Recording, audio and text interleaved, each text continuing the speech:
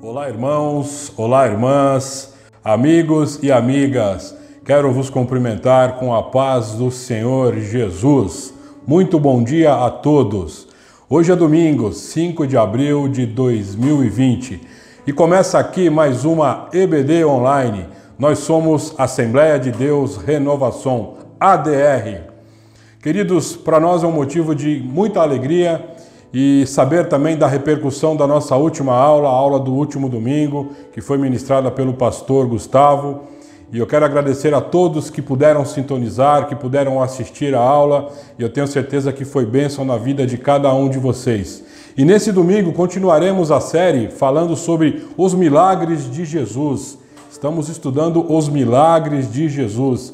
E hoje nós temos uma aula muito linda, muito importante, que fala de um milagre tão importante quanto todos aqueles que nós já estudamos, que fala do milagre da mulher encurvada. Uma mulher que tinha uma doença e essa doença a atormentou por muitos e muitos anos, mas quando ela encontrou-se com Jesus, a sua doença, ela foi curada da sua doença e o Senhor estabeleceu sobre a sua vida um grande milagre. Então eu peço licença a todos vocês para adentrar as vossas casas para a ministração de mais uma aula da Escola Bíblica Dominical. E neste domingo nós estaremos recebendo uma de nossos professores, a professora Eunice Moraes, que também é professora do nosso corpo docente aqui da ADR. Eunice, que é mestre em hebraico, e eu tenho certeza que ela irá ministrar uma aula maravilhosa, uma aula em que com certeza falará fortemente aos seus corações, aos nossos corações. Quero convidar então a professora Eunice para que a partir de agora venha falar conosco através da palavra do Senhor. Bom dia a todos, na paz de nosso Senhor e Salvador Jesus Cristo. Nesta manhã nós iremos estudar a lição de número 12 da revista da Escola Bíblica Dominical. Essa lição tem por título A Mulher Curvada e o texto bíblico básico encontra-se em Lucas capítulo 13, dos versículos 10 ao 17. Eu convido você a me acompanhar nessa leitura, que assim nos diz: E ensinava no sábado numa das sinagogas. E eis que estava ali uma mulher que tinha um espírito de enfermidade havia já 18 anos. E andava curvada e não podia de modo algum endireitar-se. E vendo a Jesus, chamou-a a si e disse-lhe: Mulher, estás livre da tua enfermidade. E impôs as mãos sobre ela, e logo se endireitou e glorificava a Deus. E tomando a palavra o príncipe da sinagoga, indagado porque Jesus curava no sábado, indignado, aliás, porque Jesus curava no sábado, disse à multidão: 6 dias há em que é mister trabalhar. Nestes, pois, vinde para serdes curados, e não no dia de sábado. Respondeu-lhe, porém, o Senhor e disse: Hipócrita, no sábado não desprende da manjedoura cada um de vós o seu boi ou jumento, e não o leva a beber água? E não convinha soltar desta prisão, no dia de sábado, esta filha de Abraão, a qual há 18 anos Satanás mantinha presa? E dizendo ele isso, todos os seus adversários ficaram envergonhados, e todo o povo se alegrava por todas as coisas gloriosas que eram feitas por ele. Bem, de início, eu gostaria de ver um pouquinho com vocês o que representava o sábado para a religião judaica. O sábado, ou sabá em hebraico, vem do verbo shabat, que significa cessar, desistir, descansar. O sabá semanal é uma tradição muito antiga em Israel. Inclusive, no relato da criação, lá em Gênesis capítulo 1, a partir do versículo 31 até o 2 e 3, que eu vou ler rapidamente com vocês, quando Deus cria o mundo e todas as coisas que há no mundo, No final, o texto diz que Deus descansa no sábado.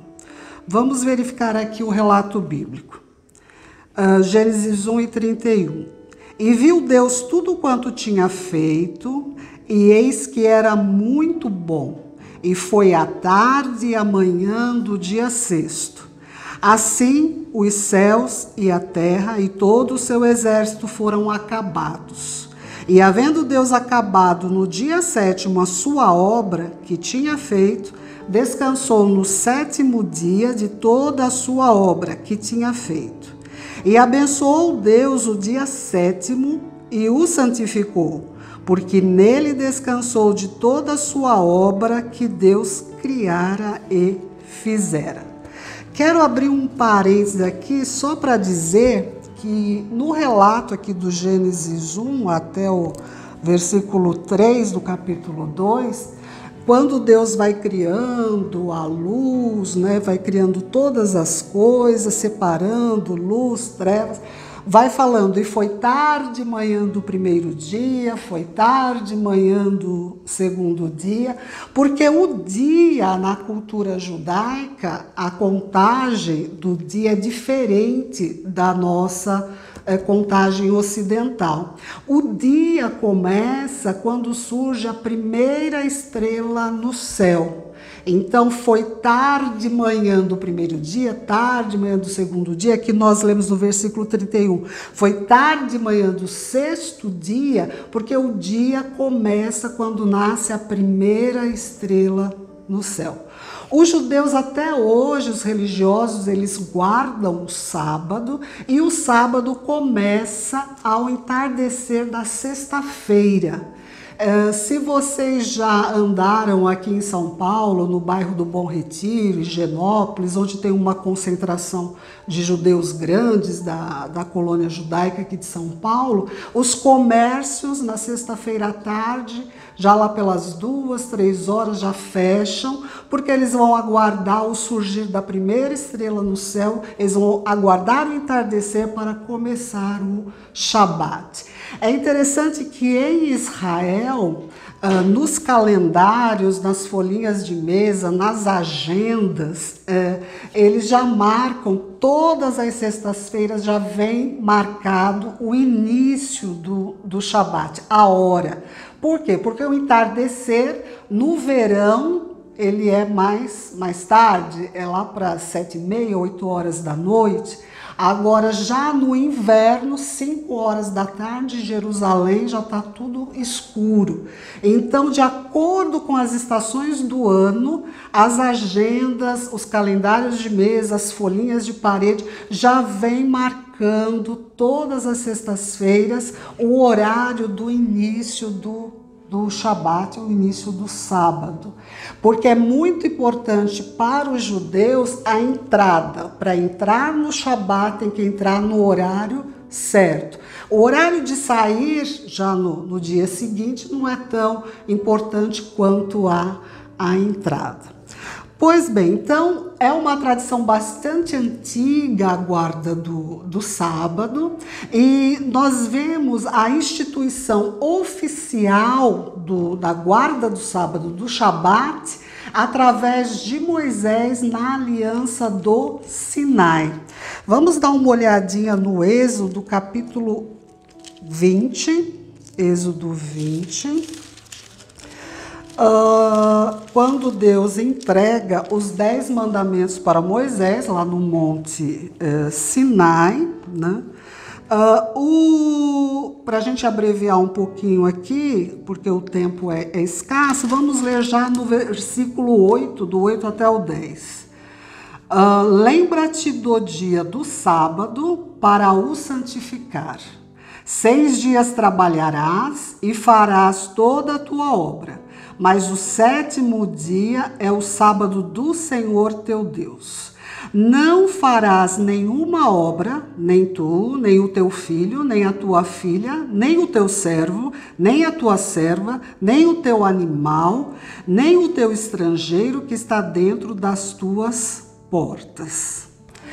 Então, gente, é muito muito interessante, até revolucionário, porque os estudiosos situam Moisés em torno de 1500, 1450 antes de Cristo, né? Então, o Abraão, a gente tem aí como uma referência que os estudiosos o colocam mais ou menos em 2000 antes de Cristo, depois vem Isaac, Jacó, José, toda a história lá no Egito, e em torno de 1500, 1450 antes de Cristo surge ali Moisés para libertar o povo do Egito, e no deserto ele recebe, né, os 10 mandamentos, e está lá o mandamento que a gente acabou de ler da guarda do sábado.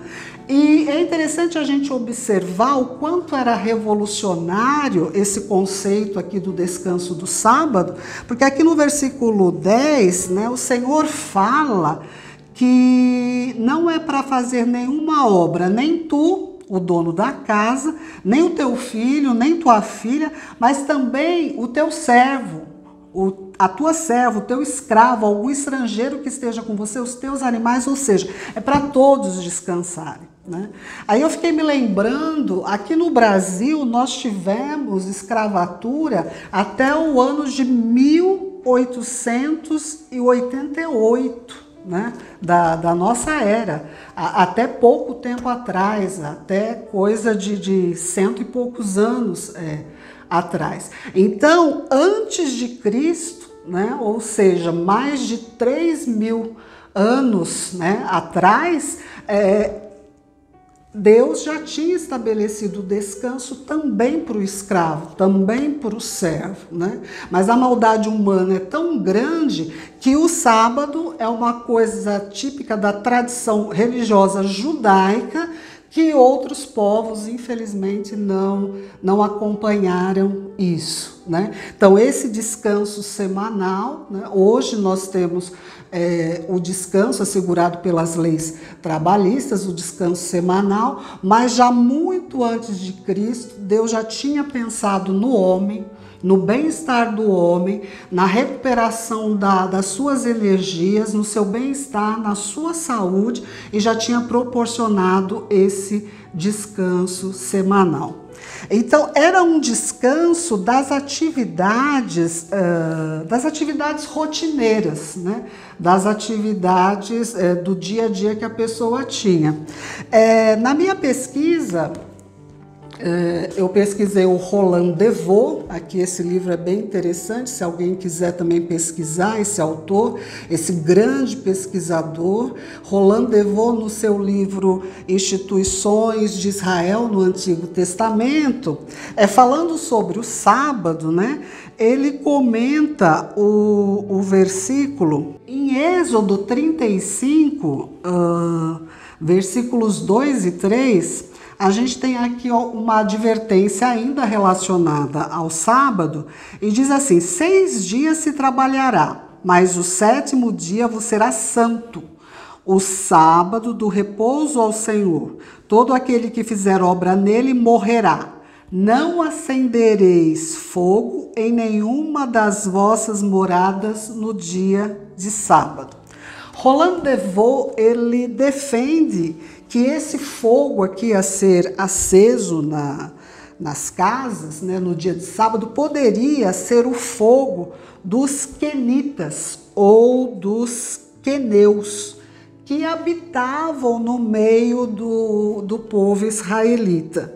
Essa palavra quenita, ela significa ferreiro, e esse povo, quando o povo de Israel chegou lá no Sinai, eles já estavam e eles exploravam as antigas minas do Sinai. Vocês podem conferir depois Números 10 e 29 e Juízes 1 e 16, onde cita que os queneus eram aparentados dos midianitas, né, de onde eram os sogros de Moisés. Então, esse não acender o fogo, ou seja, não realizar as atividades de forjaria, as atividades de ferreiro, indicavam que os trabalhos costumeiros, eles deveriam ser interrompidos para esse descanso, né? Pois bem, Em Deuteronômio 5, versículos 14 e 15, é interessante nós lermos também. Escola Bíblica Dominical é isso, né, pessoal? É nós estudarmos a Bíblia, né? Não tem outra forma de nós trabalharmos na Escola Bíblica Dominical. Deuteronômio 5, versículos 14 e 15, falando do sábado, diz assim: mas o 7º dia é o sábado do Senhor teu Deus. Não fará nenhuma obra nele, nem tu, nem teu filho, nem tua filha, nem o teu servo, nem a tua serva, nem o teu boi, nem o teu jumento, nem animal algum teu, nem o estrangeiro que está dentro de tuas portas, para que o teu servo e a tua serva descansem como tu. Porque te lembrarás que foste servo na terra do Egito, e que o Senhor teu Deus te tirou dali com mão forte, braço estendido, pelo que o Senhor teu Deus te ordenou que guardasses o dia de sábado. Então, no primeiro plano está esse aspecto humano, social, que eu falei, de proporcionar o descanso ao homem. Mas o sábado, o sabá, ele está ligado à história da salvação, né? Aqui fala que o sábado é para que se lembre, né? Vamos voltar aqui ao texto, versículo 15, porque te lembrarás que foste servo na terra do Egito, que o Senhor teu Deus te tirou dali com mão forte e braço estendido. Então, o sábado também era para lembrar da salvação e dos grandes feitos de Deus pelo seu povo. Pois bem, então o sábado estava presente dentro da religião judaica, dentro da tradição israelita, remontando já há muito tempo antes de Cristo. E a gente vê que aqui no texto bíblico básico da lição, quando Jesus opera esse milagre de expulsar o demônio daquela mulher e curá-la, ele faz isso num dia de sábado. Jesus, ele não condenou o sábado em si mesmo, né? Mas o que ele rejeitou são as estreitas interpretações que foram sendo dadas, os estreitos acréscimos que foram sendo dados ao sábado. Como aqui está na nossa revista, o aluno que tem a sua revista aí em casa, a gente pode ver aqui na página 73 da lição, no terceiro parágrafo, né, o comentarista fala: o modelo de espiritualidade farisaica era essencialmente legalista. Para eles não era suficiente guardar apenas a lei, mas também a interpretação da mesma, feita pelos líderes religiosos. Assim, eles foram se perdendo nas minúcias e detalhes, tais como quantos passos podiam ser dados no sábado, quantas mastigadas eram permitidas, lavagem das mãos, pratos, copos e coisas afins que deturpavam o verdadeiro sentido da lei. Então eles foram se apegando a minúcias, a detalhes que fugiam muito do espírito da lei, que era proporcionar bem-estar, descanso ao homem, para que ele se recuperasse as suas forças físicas, as suas energias para enfrentar mais 6 dias de trabalho, e também para que ele pudesse glorificar a Deus, lembrando daquilo que Deus tinha feito por eles. Mas eles se prenderam a tantos detalhes que esqueceram o espírito da lei, que esqueceram os princípios da lei e ficaram perdidos na forma, ficaram perdidos na aparência externa. Pois bem, por que hoje, as igrejas evangélicas, a maioria, nós não guardamos mais o sábado? O sábado era um sinal da aliança de Deus com o povo, cujo mediador foi Moisés. Antes de Moisés, nós já tivemos pelo menos 2 alianças, a Bíblia nos narra. A primeira aliança foi a aliança de Deus com Noé, né, uma aliança que foi estendida a todos, de que Deus não destruiria mais a terra com um dilúvio. Depois vocês podem ler no capítulo 9 do Gênesis. E qual que é o sinal desta aliança? Que Deus não destruiria mais a terra com um dilúvio? O arco-íris no céu. Né? Tá lá em Gênesis 9, do versículo 9 ao 13. Depois Deus estabeleceu uma aliança com Abraão, está em Gênesis 15 até Gênesis 17. A aliança que Deus estabeleceu com Abraão era que Deus lhe daria uma numerosa e grande descendência.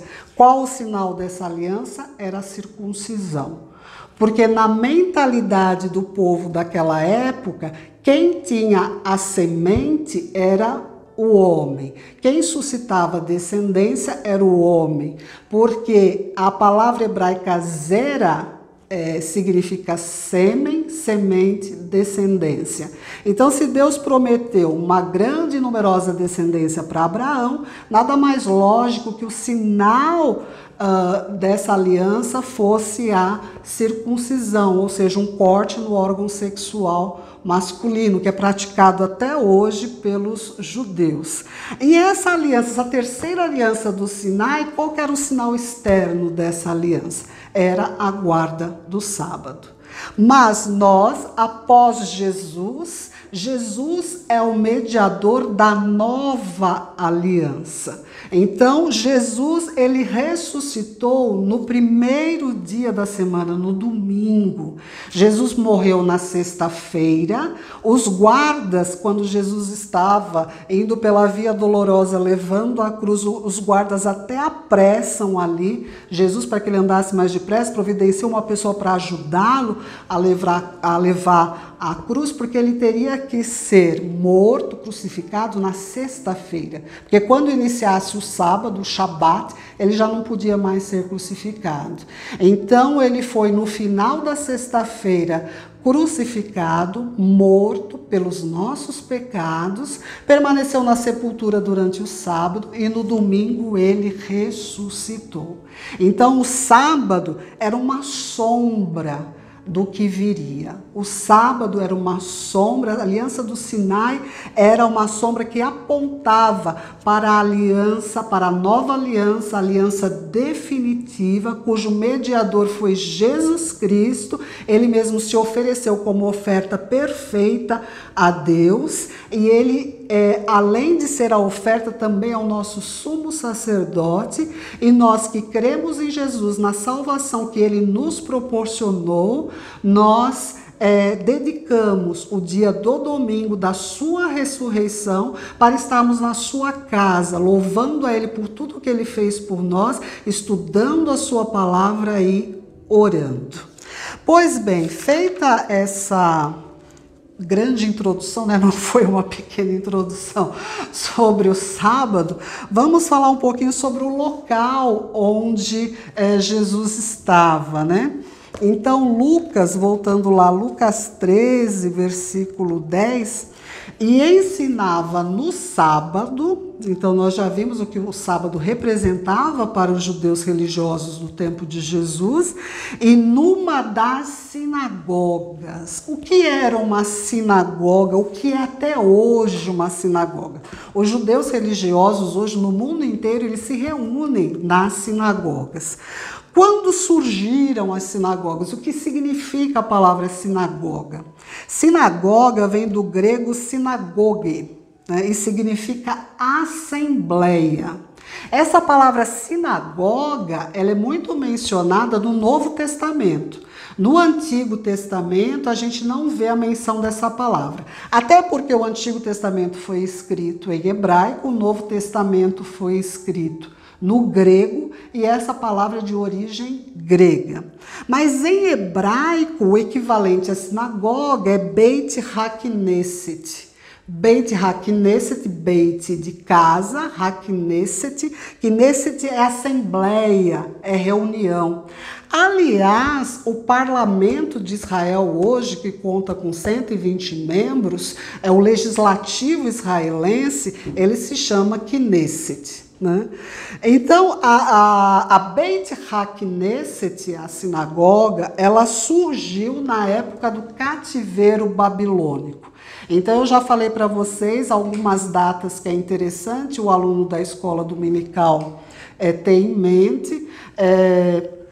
Nós já vimos que Abraão, ele viveu por volta do ano 2000 a.C., depois a gente teve Moisés, um grande personagem também da Bíblia, ali por volta de 1500, 1450 a.C., depois que o povo ficou 40 anos no deserto, teve a conquista de Canaã, depois que o povo se assentou em Canaã, teve uma época dos juízes, depois veio a monarquia, depois vieram os reis, primeiro o rei Saul, depois o rei Davi, que a gente situa ali por volta de 1000 antes de Cristo, e depois ali do período dos reis, a gente teve o cativeiro babilônico, né?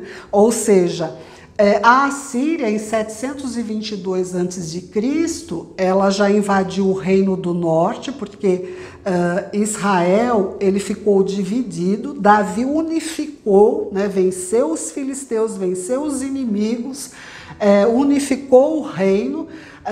Mas depois de Salomão, deixou o reino unificado, né, economicamente, politicamente, passou para o seu filho Salomão, mas depois de Salomão o reino dividiu, né? Jeroboão e Roboão fizeram a divisão do reino e ficou o reino do norte, reino de Israel, reino do sul, reino de Judá, com a capital em Jerusalém.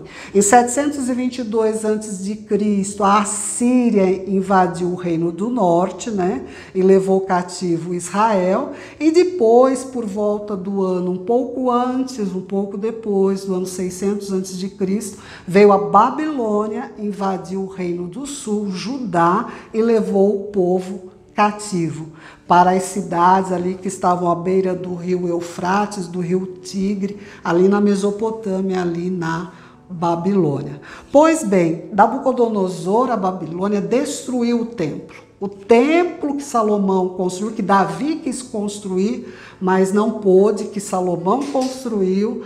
O Império Babilônico destruiu o templo, eles vão para o exílio e lá eles ficam desesperados, querendo cultuar a Deus, mas não podiam mais sacrificar, não tinham templo. Aí surgiram as sinagogas. Eram construções muito simples, não muito grandes, né?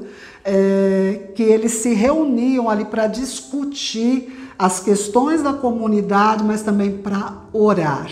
Então, os sacrifícios não se podia sacrificar, não se tinha mais templo, eles substituem, de uma certa forma, pelas orações nas sinagogas.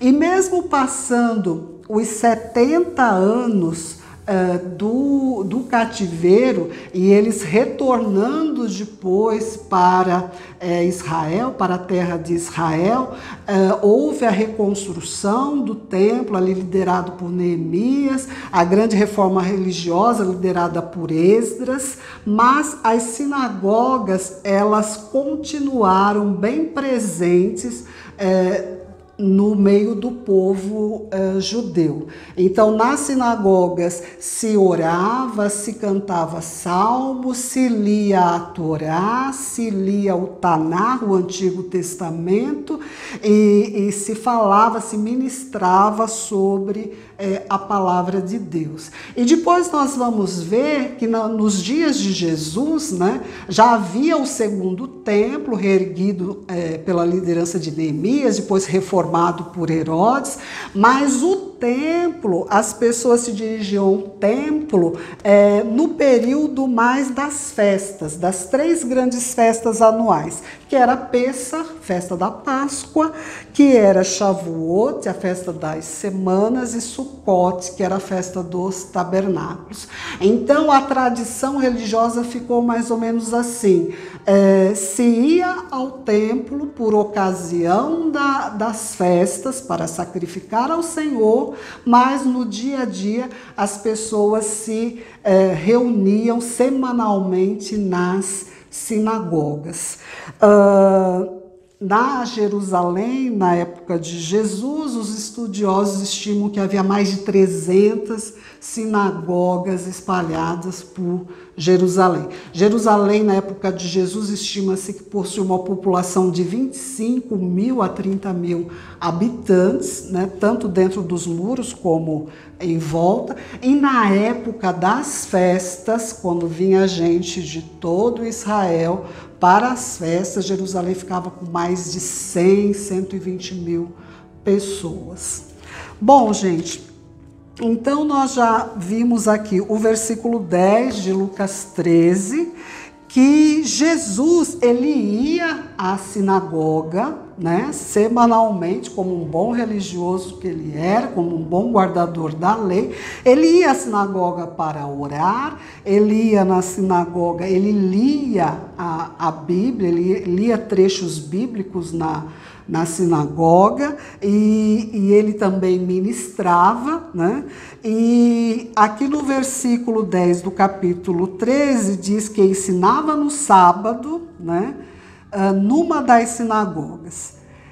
E no versículo 11, e eis que estava ali uma mulher que tinha um espírito de enfermidade.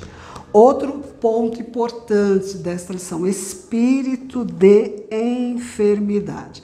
Nós estudamos em algumas lições atrás que existe um mundo espiritual. E nesse mundo espiritual, que foge à nossa percepção imediata, que foge à percepção dos nossos instintos, né, mais imediata, existem anjos bons e existem anjos maus. Existem os anjos bons da parte de Deus, que são ministradores ao nosso favor, e existem os anjos maus, também chamados de demônios, espíritos maus. E esses demônios, espíritos maus, eles podem provocar doenças nas pessoas. É claro que a gente deve ter muito cuidado com uma mistificação aí, atribuir tudo ao diabo, aos demônios, até porque a gente sabe, principalmente as doenças ligadas à mente, ao cérebro, muitas pessoas atribuem tudo ao diabo. Não, há doenças que são doenças que devem ser tratadas por psiquiatras, doenças como esquizofrenia, que a pessoa vê coisas, tem visões, enfim, certas assombrações, tem pessoas que são bipolares, enfim, depressão. A pessoa precisa ir num psiquiatra porque há alguma falha no seu cérebro, que há muitas medicações que atuam ali nas determinadas áreas do cérebro e ajustam ali aquela anomalia que possa ter, né? Há outros problemas de comportamento das pessoas que podem ser resolvidos com uma boa terapia, com a ajuda de um psicólogo, que tem a ver com situações da infância, com situações que a pessoa, traumas, que ela jogou aquilo para o seu inconsciente, ela nem tem consciência daquilo, e uma vez que aquilo é tratado, trazido à consciência, ela consegue se curar. Mas também há doenças que são provocadas por demônios, por espíritos maus. Essa doença, essa enfermidade dessa mulher, ela provocava um problema físico, né? Não era um problema na mente, que ela ficava curvada, ela não conseguia se endireitar. Nesse comentário de Lucas, de Leon Morris, ele fala de um estudioso,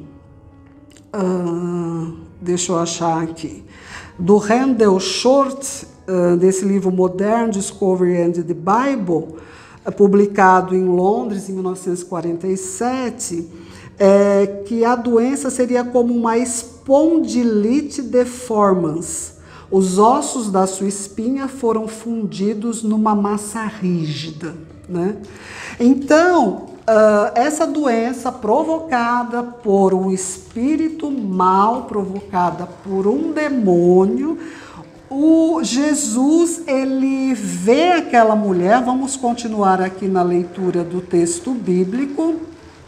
Então, voltando aqui ao texto bíblico básico, a partir do versículo 11, eis que estava ali uma mulher que tinha um espírito de enfermidade, havia já 18 anos. Ela andava curvada e não podia de modo algum endireitar-se. E vendo-a Jesus, né? Aqui é muito interessante porque a mulher não vai até Jesus, é Jesus que vê e vai até a mulher. Ele chamou-a a si e disse-lhe: mulher, estás livre da tua enfermidade. E impôs as mãos sobre ela e logo se endireitou e glorificava a Deus.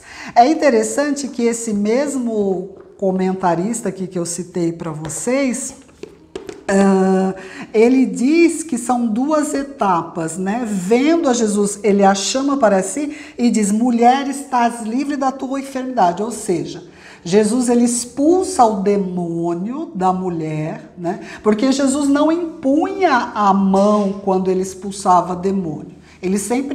Ele ordenava, ele mandava que o espírito mal saísse da pessoa. Então ele diz: mulher, estás livre da tua enfermidade. Ou seja, ele expulsou o demônio e depois ele impôs as mãos sobre ela para efetuar a cura, né? As curas no relato bíblico do Novo Testamento, elas sempre são operadas com imposição de mãos. Então ele impôs as mãos sobre ela e logo se endireitou e glorificava a Deus. É interessante também esse toque de Jesus na mulher, porque os judeus religiosos, até os dias de hoje, os judeus ortodoxos, ultra-ortodoxos, aqueles que se vestem todos de preto, que deixam os cachinhos bem grandes, a barba assim, tudo, que usam chapéu preto, aqueles bem religiosos mesmo, eles não cumprimentam uma mulher tocando nela. Ele não estende a mão para apertar a mão de uma mulher cumprimentando. Ele não toca de modo algum.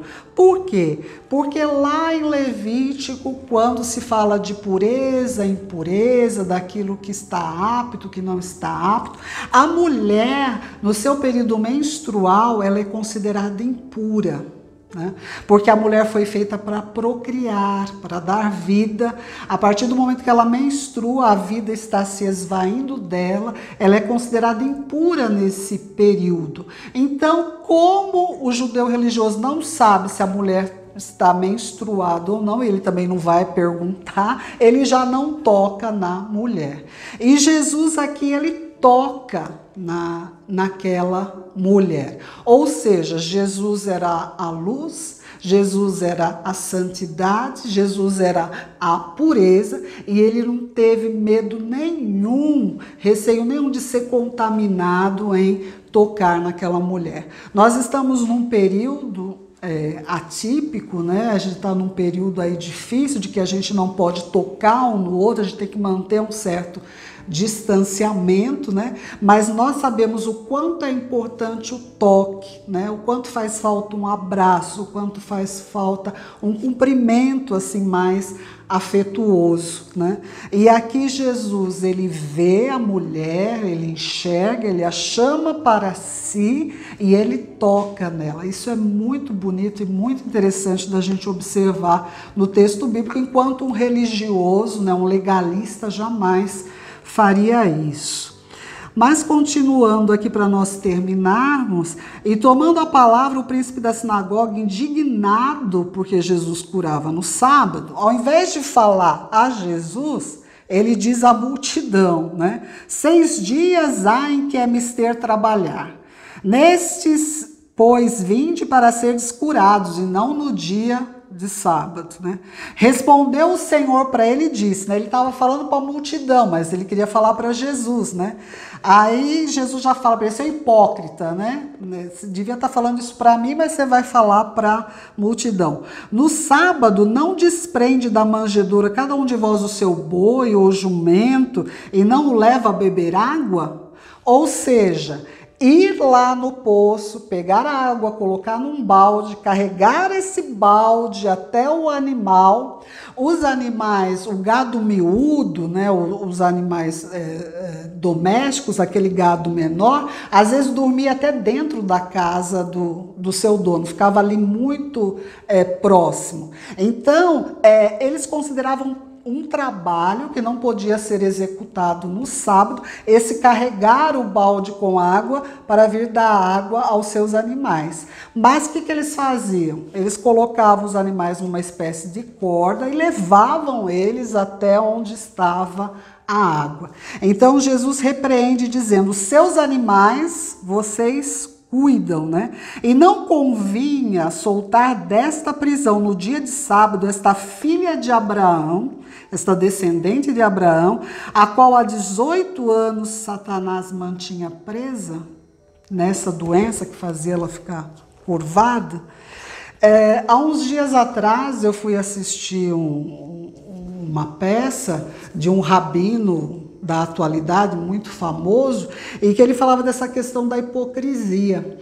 E uma frase ali que a representante ali do livro dele falou, que me chamou muita atenção, é que nos nossos dias a hipocrisia ela está se dissimulando de uma tal forma até se tornar um comportamento aceitável, um comportamento respeitável.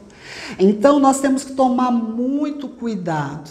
Essa lição ela traz um ensinamento muito importante para nós, de que nós temos que colocar os princípios bíblicos, os princípios que Jesus nos deixou de amor ao próximo, os princípios da verdade, da justiça, do respeito, do altruísmo, acima da forma, da aparência, do legalismo, da instituição da religião. Porque muitas vezes nós achamos que nós frequentamos uma igreja semanalmente, nós lemos a Bíblia, nós oramos, que já está bom, já estamos cumprindo com aquilo que o Senhor espera de nós. Os religiosos daquela época também achavam que essa transformação de fora para dentro, que isso era o que Deus esperava. Mas o que Jesus nos ensinou, o que ele veio nos deixar aqui de lição, que ele demonstrou para nós, que a verdadeira religião, aquilo que agrada a Deus, é o que sai de dentro para fora. É o amor, é a misericórdia, é a compaixão, como ele demonstrou por essa mulher, vendo-a, aproximando-se dela, tocando nela e curando-a. Então, que nesta manhã nós fiquemos com esta lição e que nós busquemos em Jesus o poder, a capacitação, a força que muitas vezes nós não temos, mas que Ele pode nos dar para verdadeiramente nós demonstrarmos a salvação que Ele operou em nós, a libertação que Ele operou em nós, nós possamos levar para as outras pessoas, libertando e curando este mundo que tanto precisa de Jesus. Eu agradeço a vocês por esses minutos que compartilhamos aqui a palavra de Deus e que o Espírito Santo possa falar melhor a cada coração. Amém? Uau! Que aula maravilhosa! Glórias a Deus! Que Deus abençoe a vida da professora Eunice e de toda a sua família por essa ministração tão linda, tão maravilhosa. Ficaria aqui por mais 1-2 horas ouvindo esses ensinamentos, essa parte histórica, enfim, tudo aquilo que a professora trouxe para nós nesses poucos minutos. Que Deus abençoe a sua vida, professora Eunice, e de toda a sua família. E você, gostou? Se gostou, compartilhe, envie para os seus amigos, para os seus familiares, para todos aqueles com quem você tem relacionamento. Sintonize os nossos canais Instagram, YouTube, Facebook. Vamos divulgar, vamos compartilhar essa aula maravilhosa, maravilhosa. Eu louvo a Deus pela vida de cada um de vocês e que essa palavra realmente faça diferença na vida de cada um que ouviu e que vai ouvir esta lição tão abençoada. Amém? Eu quero orar por vocês. Quero orar por vocês que esteve conosco até agora e que essa oração possa falar e que Deus possa ouvir essa oração e trabalhar e abençoar ainda mais a sua vida. Amém? Oremos. Senhor, nosso Deus e nosso Pai, graças te damos pelo dia de hoje. Graças te damos, ó Deus, por essa aula em que ministramos, ó Deus, na Escola Bíblica Dominical. Ó Pai, que os nossos corações, ó Pai, sejam, Senhor, terreno fértil para esta palavra e que ele venha produzir frutos. Te pedimos a tua bênção à professora Eunice, que tu venha capacitá-la ainda mais, Senhor. Abençoa também o nosso pastor Paulo Silas Reis, pastor presidente, ó Deus, desta igreja. Cada um dos seus membros, cada um daqueles que militam nesta obra, ó Pai. Fica conosco, ó Deus, é o que nós, no nome de Jesus, te pedimos e agradecemos. Amém. Queridos, e não terminou, domingo que vem tem mais EBD Online e os milagres de Jesus continua. Deus abençoe a vida de todos e uma ótima semana. Amém.